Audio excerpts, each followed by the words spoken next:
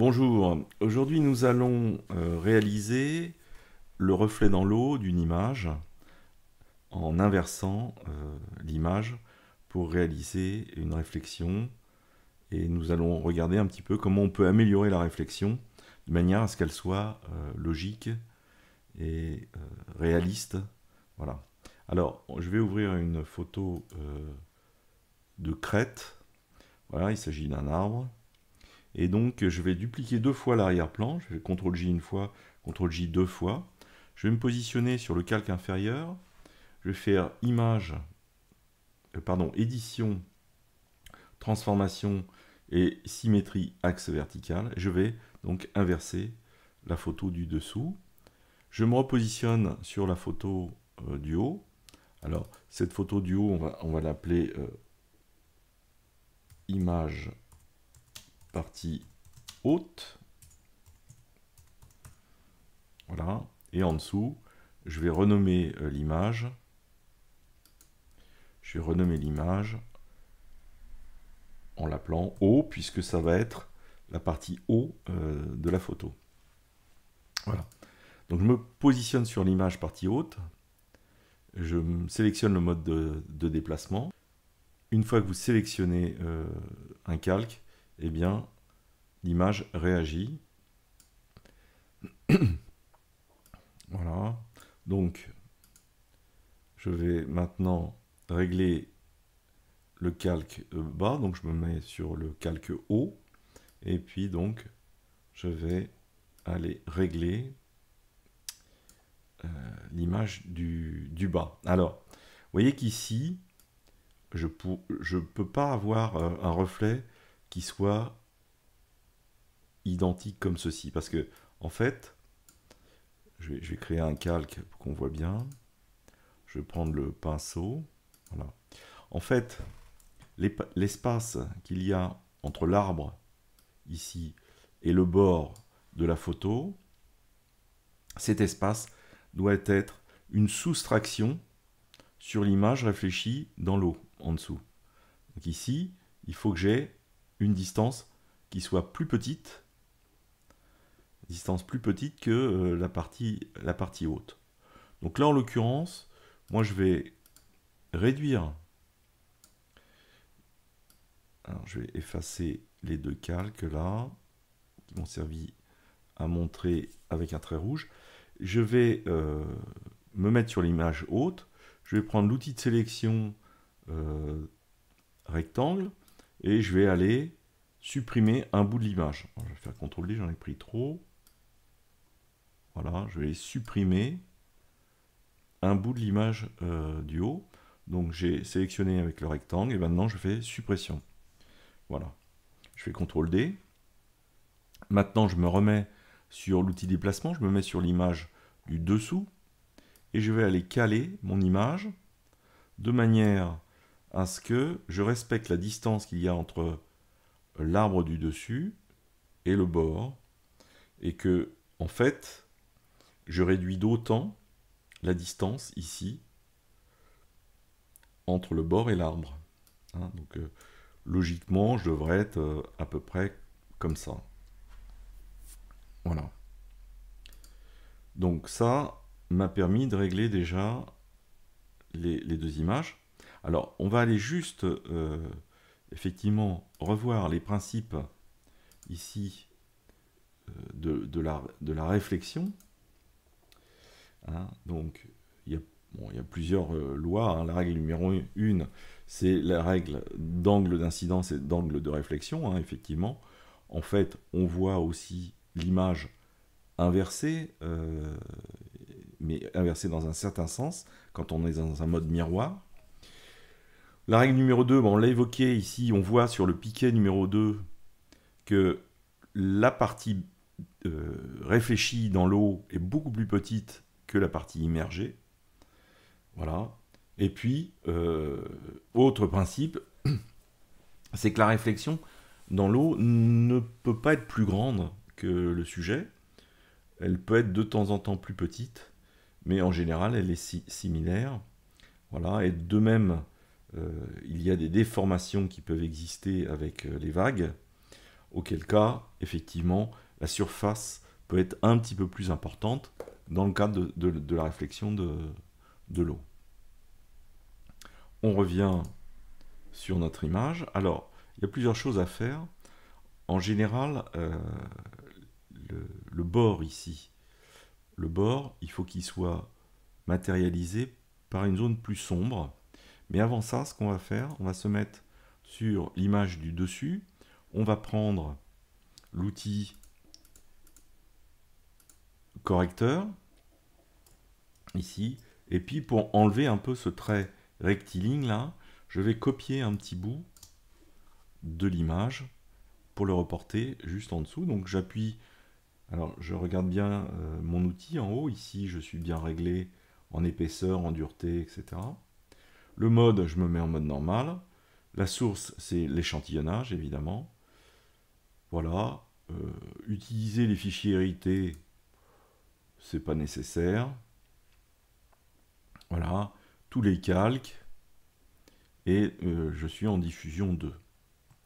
Donc je cible, en appuyant sur la touche Alt, je cible une zone, ici, que je vais recopier en dessous pour enlever un peu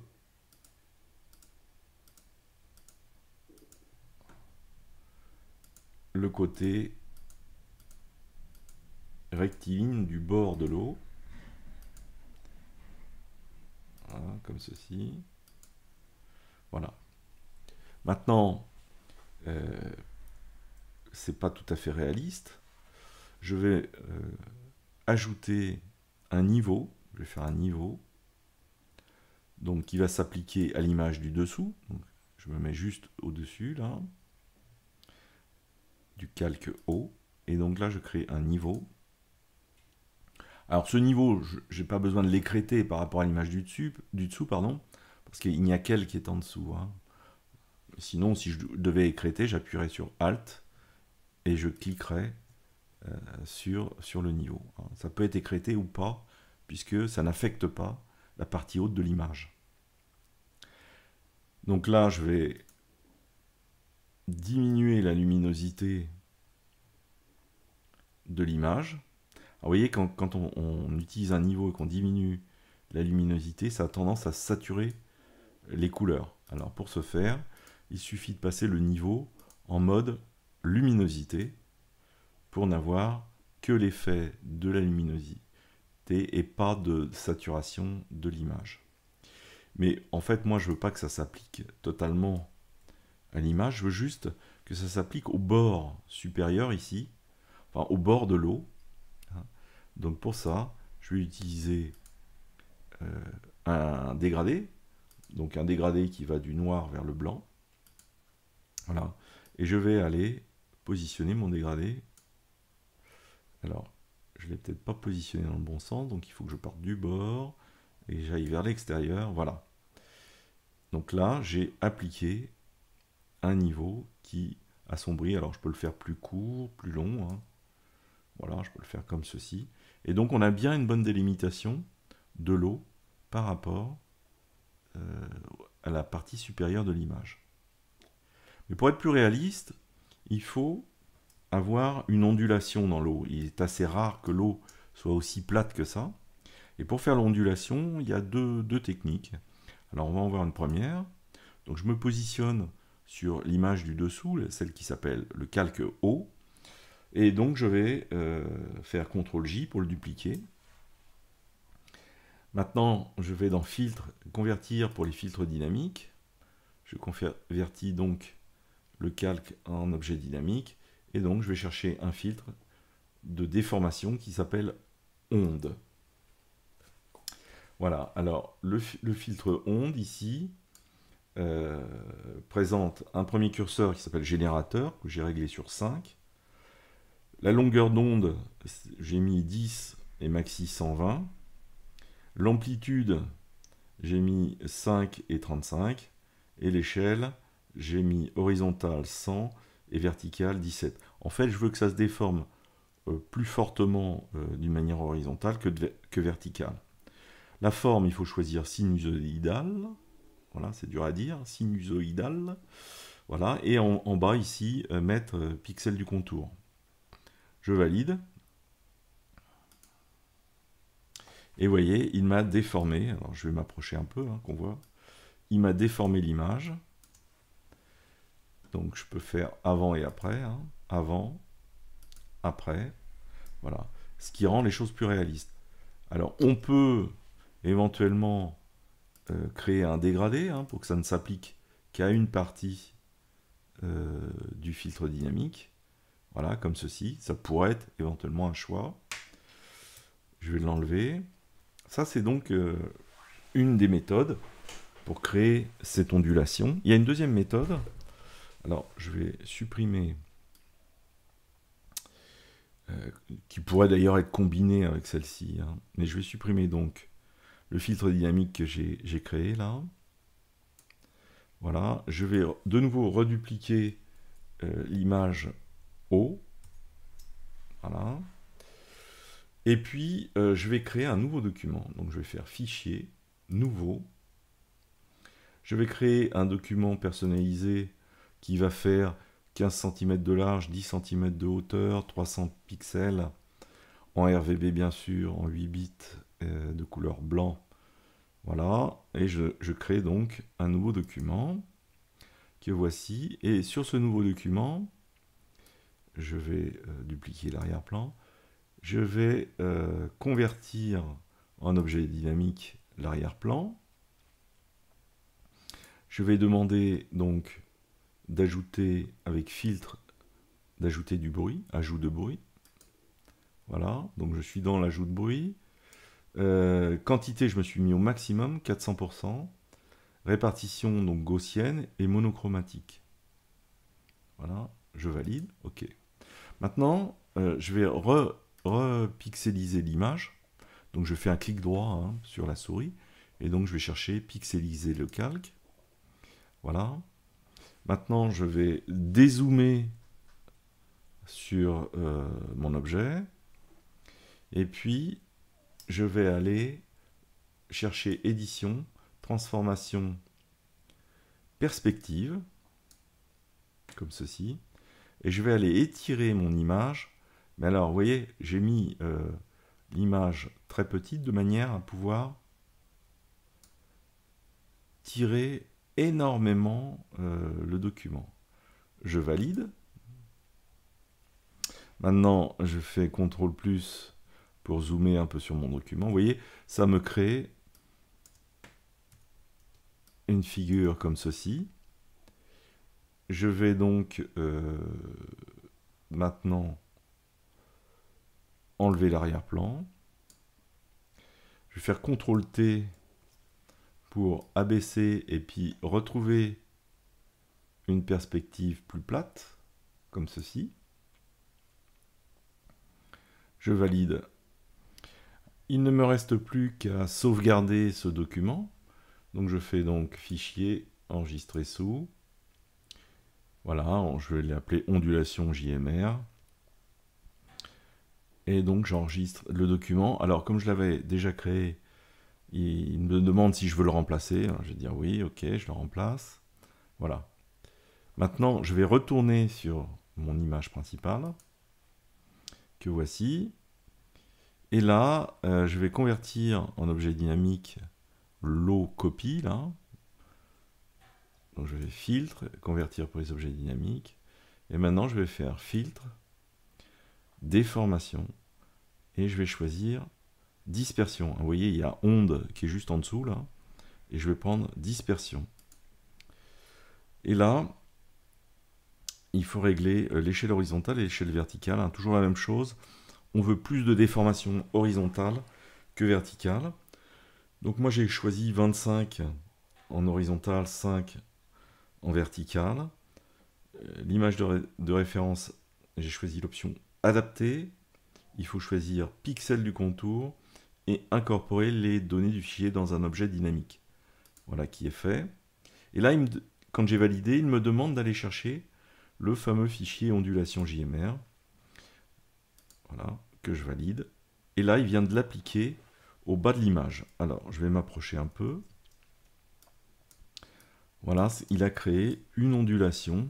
Alors je vais faire avant et après, en cliquant sur l'œil. Voilà, avant, après, vous voyez, c'est assez joli. Donc on peut combiner les deux effets. Donc la première méthode que je vous ai montrée avec le filtre onde, et cette deuxième méthode qui est avec le filtre dispersion, voilà, qui donne un résultat aussi très intéressant. Alors on va revenir sur, on va garder cette ondulation là. Je vais revenir sur l'image dans sa globalité. Et puis on va régler un certain nombre de choses pour rendre encore plus réaliste cette image. Alors, ce que l'on peut faire, c'est que ici, sur la partie supérieure, on devrait se retrouver avec quelque chose de plus blanc, hein, souvent, et puis on devrait désaturer les couleurs pour rendre ça plus réaliste. Alors, je me mets simplement ici au niveau de l'image aux copies. Je crée une teinte et saturation.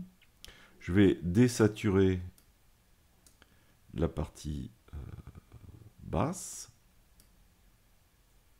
Voilà, comme ceci. Alors, je peux régler la luminosité hein, si je veux. Voilà, un petit peu comme ça. Je peux également travailler sur un niveau, ou alors créer un calque que je vais remplir de blanc. Donc avec le pot de peinture. Voilà, que je vais passer en mode lumière tamisée. Et sur lequel je vais ajouter un masque à côté pour imprimer un dégradé, donc du noir vers le blanc. Donc je pars du bord de l'eau.